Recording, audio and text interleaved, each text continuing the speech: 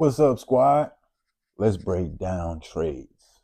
I know y'all see like when the NBA drop players or a team drop a player, everybody be like, how much was that worth? How much was that player worth, right? Two teams will exchange players. Sometimes they'll exchange draft picks. Sometimes they'll just want a better budget for their salary. And it's not a talent for talent trade. This is salary, contract, value, and then you got to look at the team direction. Like, which direction does the team want to go in?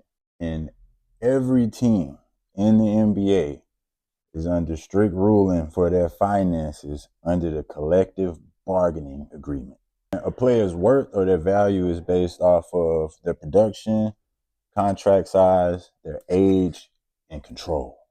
A player's production is basically things like points, rebounds, like your stats, basically what you bring to the table. What are you producing? What's your numbers? Do you have awards? What's your accolades? Like, what are you bringing to the table?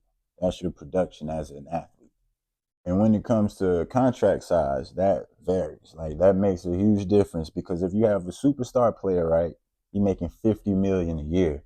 It's going to be way harder to trade that guy than it is to trade John Doe, who's making $10 million.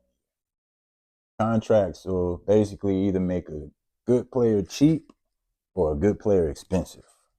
One of the two. You got age and potential, of course. Dude, it's like me trying to go to the NBA now. I'm going on 37 years old.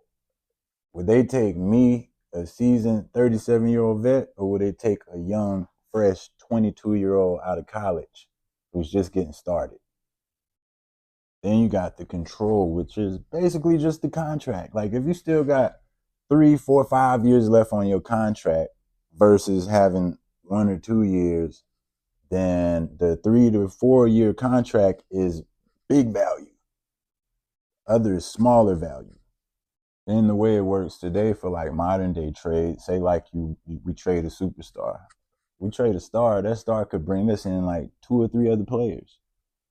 Versus we trading, say, like just like a role player. We trade a role player, and he might get us like a pick in the draft or something like that. And then we have, what do they call it? Just dumping the salary, just trying to get rid of players that's under just like, bad contracts, just trying to get rid of them so we can recoup the money to get better players. But those superstars will cost you. Everything costs now. Don't forget that. You want a superstar, you got to give something up. You're going to have to give up a couple of picks in the draft, give up a couple players. You got to give something up to get this superstar.